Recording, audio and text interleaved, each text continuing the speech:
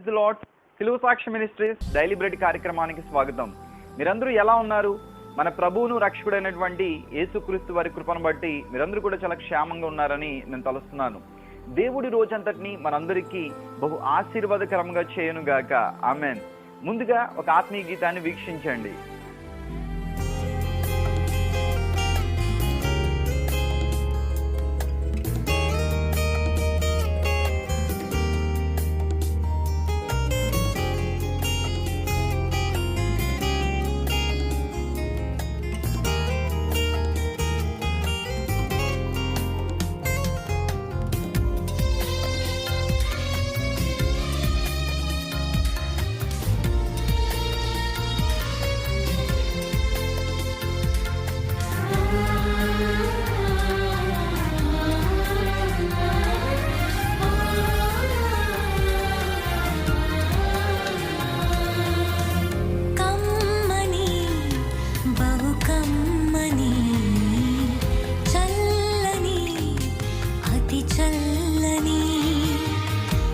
తెల్లని తేట తెల్లని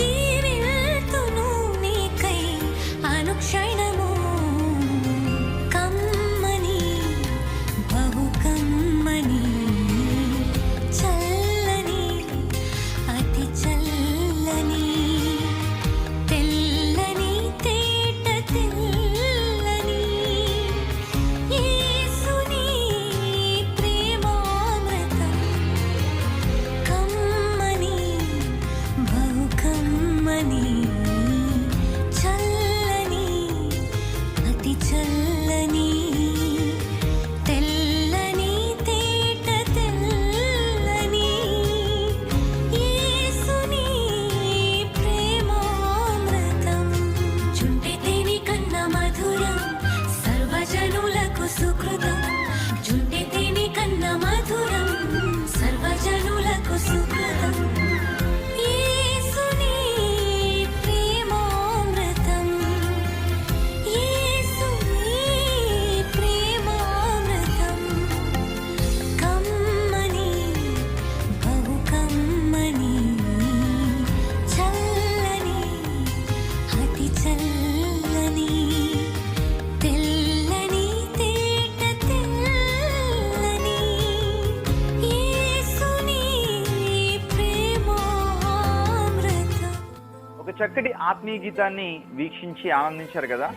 నా ప్రియమైన వారలారా, మనలో చాలా మంది దేవునికి ఇవ్వడానికి చాలా ముందుగా ఉంటుంటారు. దేవునికి ఇచ్చి దేవుని యొక్క దీవెనలు ఆశీర్వాదాలు అనేక మంది పొందుకుంటూ ఉంటారు. మనం దేవుని యొక్క విషయంలో, దేవుని యొక్క పనిలో మనం కొంచెం ఇచ్చినా సరే అది ఎంతగానో దీవింపబడుతుంది. దేవుడు ఎంత ఇచ్చామనేది చూడడు, కానీ ఎలాంటి మనసుతో ఇచ్చామనేదే దేవుడు చూస్తుంటాడు. చాలా మంది కానుక అర్పిస్తుంటారు, కానీ హృదయపూర్వకంగా అర్పించరు. ఏదో వాళ్ళ సొంత డబ్బుల్లోంచి దేవునికి ఇస్తున్నట్లుగా, లేదా ఏదో వాళ్ళు చాలా బాధపడిపోతూ ఆస్తి మొత్తం పోతున్నంత బాధతో ఇస్తూ ఉంటారు. గమనించినట్లయితే కయీను హేబెల్ విషయంలో ఇదే జరిగింది. కయీను ఇచ్చేటువంటి అర్పణ మనస్ఫూర్తిగా ఇవ్వలేదు. తను ఇచ్చేటువంటి అర్పణలో కొంత మరల వెనక్కి తీసుకొని అర్పించినట్లుగా చూస్తుంటాం. కానీ హేబెల్ మాత్రం తన యొక్క అర్పణని ఎంతో మనస్ఫూర్తిగా, ఎంతో ఆనందంగా అర్పించినట్లుగా మనం చూస్తాం. అందుకని హేబెల్ యొక్క అర్పణ అంగీకరించబడింది, కయీను యొక్క అర్పణ అంగీకరించబడలేదు. ఈరోజు మనం దేవునికి ఏదైనా కానుక అర్పిస్తున్నామంటే, దేవుని పనికి మనం సహకరిస్తున్నాము అంటే, మనం మనసారా మనస్ఫూర్తిగా చేస్తేనే దేవుడు దాన్ని దీవించి ఆశీర్వదిస్తాడు. మనం ఏదో బాధతోనో లేదా ఏదో ఇబ్బందిగానో ఇవ్వాలా వద్దా అన్న ఆలోచనతోనో మనం దేవునికి అర్పణ అర్పించినట్లయితే దాన్ని దేవుడు లెక్క చేయడు, దాన్ని దేవుడు లక్ష్య పెట్టడు. మనం అర్పించే అర్పణ మనస్ఫూర్తిగా అర్పించాలి. ఒకసారి ఎంతో బలమైన పరిచర్య చేస్తున్నటువంటి దైవజనుడు ఒక చోటకి ప్రసంగించడానికి వెళ్ళాడంట. ప్రసంగించిన తర్వాత కానుకలు పట్టేటప్పుడు తన దగ్గర ఉన్న డబ్బులన్నీ కూడా కానుకగా వేస్తాడంట. వేసిన తర్వాత ఆ యొక్క కార్యక్రమం అంతా కూడా అయిపోయింది. అతను భోంచేశాడు. భోంచేసిన తర్వాత తన సొంత కారులోనే తిరిగి ప్రయాణం అయ్యాడు. అయితే విషయం ఏంటంటే, అతనికి తోడుగా ఎవరు లేరు, కానీ ఒక్కడే డ్రైవ్ చేసుకుంటూ వస్తున్నాడు. కానీ అక్కడ చూసినట్లయితే ఫ్యూయల్ అయిపోతూ ఉంది, పెట్రోల్ అంతా కూడా అయిపోతుంది. అతని దగ్గర పెట్రోల్కి డబ్బులు లేవు. తన యొక్క పాకెట్స్ తడుముకున్నప్పుడు ఒక 100 రూపీస్ దొరికాయంట. అంతకు మించి అతని దగ్గర డబ్బులు లేవు. ఆ 100 రూపీస్ తోటి అతను ఎంతో దూరం ప్రయాణం చేయలేడు. ఎందుకంటే తను వెళ్లాల్సినటువంటి ఆ యొక్క గమ్యస్థానం చాలా దూరం, అంటే చాలా డబ్బులు కావాలి పెట్రోల్ కొట్టించుకోవాలంటే. ఏమైతే అయ్యిందని దేవుని మీద భారం వేసి తన దగ్గర ఉన్న 100 రూపాయలతో పెట్రోల్ కొట్టించుకుందాం అని చెప్పి అక్కడ దగ్గరలో ఉన్నటువంటి పెట్రోల్ బంక్కి వెళ్ళాడు పెట్రోల్ కొట్టించుకోవడానికి. పెట్రోల్ కొట్టించుకోవడానికి వెళ్ళిన తర్వాత అదంతా కూడా చాలా చీకటిగా ఉంది. రాత్రి కావడం వలన అక్కడ పెట్రోల్ కొట్టేటువంటి యువకుడు ఉన్నాడు. ఆ యువకుడిని పిలిచి 100 రూపాయలు ఇచ్చి పెట్రోల్ కొట్టమన్నప్పుడు ఆ యువకుడు ఆ 100 రూపాయలు తీసుకోకుండా పెట్రోల్ కొట్టడం ప్రారంభించాడంట. పెట్రోల్ కొడుతున్నాడు 80 రూపాయలు కొట్టాడు, 90 రూపాయలు కొట్టాడు, 100 రూపాయలు కొట్టాడు. 100 దాటిపోయింది, 200 కొడుతున్నాడు, 300 అయిపోతుంది, 500 అయిపోతుంది. ఈ దైవజనుడికి చాలా కంగారు వచ్చేస్తూ ఉంది. ఎందుకంటే అతని దగ్గర 100 రూపాయలకు మించి డబ్బులు లేవు. కానీ ఆ పెట్రోల్ బంక్ లో పనిచేస్తున్నటువంటి యువకుడు మాత్రం 1000 రూపాయలు, 1500, 2000, మొత్తం మీద ఒక 3000 రూపాయల పెట్రోల్ కొట్టాడంట. పెట్రోల్ కొట్టిన తర్వాత ఆ యువకుడిని ఎంతో కంగారుగా ఈ యొక్క దైవజనుడు పిలవడం జరిగింది. పిలిచి, బాబు, నువ్వు 3000 రూపాయలు పెట్రోల్ కొట్టావు, నా దగ్గర డబ్బులు లేవు, ఏం చేయమంటావు, దయచేసి ఇందులో ఉన్నటువంటి పెట్రోలు వెనక్కి తీసే అని అన్నప్పుడు, అయ్యా మీరు నాకు ₹1 కూడా ఇవ్వాల్సిన అవసరం లేదు అని చెప్పడం జరిగింది. దానికి ఆ దైవజనుడు ఎంతగానో ఆశ్చర్యపోయి, అదేంటి ₹1 కూడా వద్దంటున్నావు, నువ్వు ₹3000 దాకా పెట్రోల్ కొట్టావు కానీ ₹1 కూడా వద్దంటున్నావు ఏంటని అడిగినప్పుడు ఆ యువకుడు ఇలా సమాధానం చెప్తాడు, అయ్యా మీరు నన్ను పిలిచినప్పుడు పెట్రోల్ కొట్టడానికి మీరు నాకు ₹100 ఇస్తూ ఉన్నారు పెట్రోల్ కొట్టమని, కానీ నాకు తెలుసు ఈ ₹100తో ఈ కారు ఎంతో దూరం ప్రయాణం చేయలేదు అని. నేను సడన్ గా వెనక్కి చూసినప్పుడు వెనక సీట్లో బైబిల్ ఉండడం గమనించాను. దాన్ని బట్టి మీరు ఒక దైవజనుడని గ్రహించాను.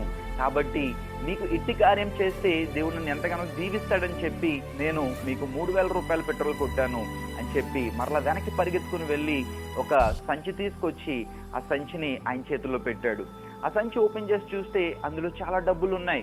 ఏంటి బాబు ఇన్ని డబ్బులు ఇచ్చావంటే, అయ్యా నేను ఎప్పటి నుంచో దశంభాగాన్ని పక్కన పెడుతూ ఉన్నాను, అయితే నాకు ఇక్కడ దగ్గరలో ఏ చర్చికి కూడా వెళ్ళడానికి కుదరట్లేదు, ఈ కానుక ఎవరికి ఇవ్వాలో నాకు తెలియక ఈ దశంభాగాన్ని అంతటిని కూడా అనేక నెలల నుంచి పక్కన పెట్టి ఉంచాను, ఎవరైనా దైవజనుడికి ఇద్దామని. దేవుడు ఈ రీతిగా మిమ్మల్ని పంపించున్నాడు, ఇది మీకు ఇవ్వడం నాకు ఎంతో ఆశీర్వాదకరం అని చెప్పి ఆ సంచిని అతనికి ఇవ్వడం జరిగిందంట. వెంటనే ఆ దైవజనుడు ఆ యువకుడికి ప్రార్థన చేసి, అంతేకాకుండా మనసులోనే దేవుని ఎంతగానో స్తుతించి, దేవా నేను నీకు కొంచెం ఇస్తే నాకు ఇంత దీవెనిస్తావా, ఇంత ఆశీర్వాదం ఇస్తావా అని ఎంతగానో ఆనందంతో అక్కడి నుంచి వెళ్ళడం జరిగింది. నిజమైన ప్రియులారా, మనం దేవునికి ఇచ్చింది ఎక్కడికి పోదు, మనం దేవుని పనికి సహకరించింది ఎక్కడికి పోదు. అవి ఎన్నో దీవెనల రూపంలో, ఎన్నో ఆశీర్వాదాల రూపంలో తిరిగి మనకే వస్తుంటాయి. కాబట్టి మనం దేవునికి అర్పించడానికి ఎప్పుడు కూడా వెనక్కి మన చేతిని తీసుకోకూడదు. మనం దేవుని పనిలో సహకరించడానికి ఎప్పుడు కూడా వెనక్కి మన కాళ్ళను తీసుకోకూడదు. మనం చేయగలిగినటువంటి సహకారం దేవుని పనికి చేయాలి. అలా చేసినప్పుడు దేవుడు మనల్ని ఎంతగానో దీవిస్తాడు. దేవునికి వాక్యం ఈ రీతిగా సెలవిస్తూ ఉంది. జ్ఞానైన సొలొమోను రాసిన సామెతల గ్రంథము 3వ అధ్యాయం 9వ వచనం, నీ రాబడి అంతట్లో ప్రథమ ఫలమును నీ ఆస్తిలో భాగమును ఇచ్చి యెహోవాను గణపరచుము, అప్పుడు నీ కొట్లలో ధాన్యము సమృద్ధిగా నుండును, నీ గానుగులలో నుండి క్రొత్త ద్రాక్ష రసము పైకి పొరలి పారును. దేవునికి మహిమ కలుగును గాక. మనం దేవునికి ఎప్పుడైతే ఇస్తామో దేవుడు మనకి అంతకు మించినటువంటి దీవెనలు, ఆశీర్వాదాలు మనకు అనుగ్రహిస్తాడు. మనకి స్థితిని ఒక గొప్ప స్థితిగా మార్చివేస్తాడు. అట్టి రీతిగా దేవుడు మనలందరినీ దీవించి ఆశీర్వదించునుగాక. ఆమేన్. పరిశుద్ధుడా, ప్రేమగల తండ్రి, మీకు బంగారు పాదాలకు లెక్కించిన స్తుతులు, స్తోత్రాలు. దేవ, గతించిన కాలం అంతా మీకు బలమైన సజీవమైన రెక్కల క్రింద మమ్మల్ని భద్రపరిచినందుకు, మాకు క్షేమాన్ని ఇచ్చినందుకు నీకే వందనాలు, స్తోత్రాలు. దేవ, ఈ రోజు మీ యొక్క వాక్యం ద్వారా మాతో మాట్లాడి ఉన్నారు.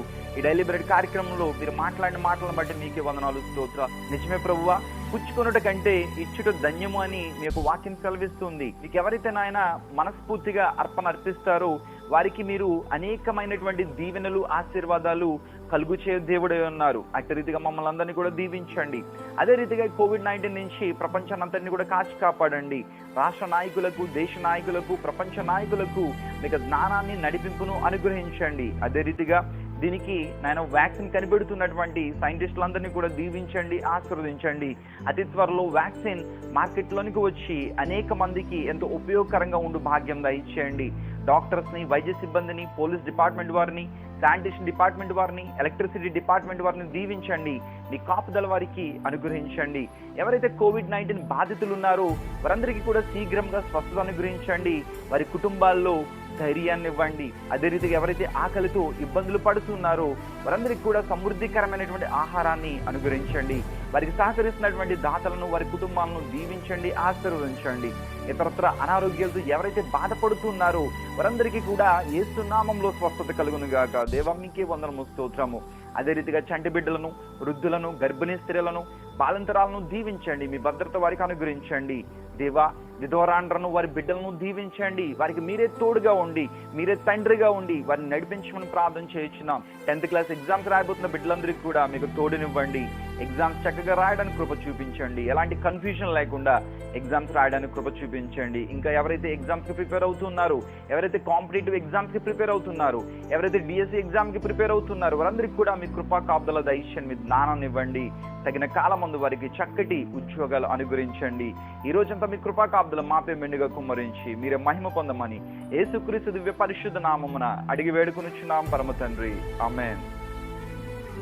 మరొకసారి మీకు జ్ఞాపకం చేస్తున్నాను, పుచ్చుకొనుట కంటే ఇచ్చుట ధన్యము, దేవుని యొక్క పరిచర్యకి మనం సహకరించిన కొలది దేవుడు మనకి అనేకమైనటువంటి దీవెనలు, ఆశీర్వాదాలు, మన గృహానికి శాంతి, సమాధానం కలుగు చేస్తాడు. ఇక ఈ రోజు ఎవరైతే బర్త్డేస్, వెడ్డింగ్ యానివర్సరీస్ జరుపుకుంటున్నారో వారందరికీ కూడా మన సిలువ సాక్షి మినిస్ట్రీస్ తరపున ప్రత్యేకమైనటువంటి శుభాకాంక్షలు తెలియజేస్తున్నాను. అలాగే దేవుడు మిమ్మల్ని ప్రేమించి ఈ రోజు మీకు ఏ వాగ్దానాన్ని అనుగ్రహించున్నారో చూద్దాం. Here is the promise for today. The promise is, రాబో కాలమునందు నీకు మేలు కలుగునను నమ్మికయున్నది. ఇర్మియా గ్రంథము 31వ అధ్యాయం 17వ వచనం. దేవునికి మహిమ కలుగును గాక. మరి ఒకసారి చదువుతున్నాను. రాబో కాలమునందు నీకు మేలు కలుగునను నమ్మికయున్నది. రాబో కాలంలో మీకు గొప్ప మేలు కలగబోతుందని దేవుడు తన వాగ్దానం ద్వారా మీకు సెలవిస్తున్నాడు. మీరందరూ కూడా తలలు వంచినట్లయితే మీ కొరకు నేను ప్రార్థిస్తాను. మహోన్నతుడా, మీకు వందనాలు, స్తోత్రాలు. ఈ రోజు ఎవరైతే బర్త్డేస్, వెడ్డింగ్ యానివర్సరీస్ జరుపుకుంటున్నారో వారందరినీ కూడా దీవించండి, ఆశీర్వదించండి. దేవా, గతించిన కాలం అంతా వారిని కాచి కాపాడారు, మీకే వందనాలు, స్తోత్రాలు. ఈరోజు సంవత్సరమైన దయాకిరీటాన్ని వారికి ధరింప చేసినందుకు మీకే వందనాలు, స్తోత్రాలు. రాబోతున్న దినాలన్నీ కూడా దీవించండి, ఆశీర్వదించండి. కుటుంబాల్లో శాంతి, సమాధానం అనుగ్రహించండి. వారి జీవితాల్లో గొప్ప గొప్ప విజయాలను అనుగ్రహించండి. వారికి చక్కటి ఆరోగ్యాన్ని, దీర్ఘాయుష్ను అనుగ్రహించండి. వారి ద్వారా మీరు మహిమ పొందమని యేసుక్రీస్తు దివ్య శ్రేష్ఠ నామమున అడిగి వేడుకొనిచున్నాం పరమ తండ్రి. ఆమేన్. వన్స్ అగైన్ మీ అందరికీ happy birthday and happy wedding anniversary. దేవుడు మీకు అనుగ్రహించినటువంటి ఒక గొప్ప డేని బట్టి మీ ప్రాంతాల్లో మీరు చేయగలిగేటువంటి సహాయం చేయండి. మరి ముఖ్యంగా భోజనం లేని వారికి భోజనం పెట్టండి. దేవుడు మిమ్మల్ని బహుగా దీవించి ఆశీర్వదిస్తాడు. అదే రీతిగా మన సిలువ సాక్షి మినిస్ట్రీస్ తరపున కూడా మేము కొన్ని సేవా కార్యక్రమాలు చేస్తున్నాం. మాకు ఏ సంస్థ నుంచి ఎలాంటి సపోర్ట్ లేదు, కానీ దేవుడే మాకు సహాయకుడిగా ఉండి మమ్మల్ని నడిపించడం జరుగుతుంది. దేవుడు ఎవరినైనా ప్రేరేపించి మాకు ఏదైనా సహకారాన్ని అందించినట్లయితే దానిలో కొంత భాగాన్ని మేము సేవా కార్యక్రమాలకి ఉపయోగించడం జరుగుతుంది. మీరు కూడా మా పరిచర్యలో ఒక కాకోలం వలె సహకరించాలన్న ఆలోచన, అభిలాష కలిగి ఉన్నట్లయితే మా ఫోన్ నెంబర్ 8688885588 నంబర్కి సంప్రదించండి. అలాగే మీకు ఎవరికైనా ప్రేయర్ రిక్వెస్ట్ ఉన్నట్లయితే ఇదే నెంబర్కి సంప్రదించండి. అలాగే మనం ప్రతి ఆదివారం మధ్యాహ్నం 3 గంటలకి సిలువ సాక్షి మినిస్ట్రీస్ తరపున బైబిల్ క్విజ్ కార్యక్రమాన్ని నిర్వహించడం జరుగుతోంది. ఈ ఆదివారం మార్క్స్ సువార్త మీద ఈ యొక్క క్విజ్ ఉంటుంది. సో ప్రతి ఒక్కరు కూడా సిద్ధపడండి, ప్రార్థించండి, పాల్గొనండి.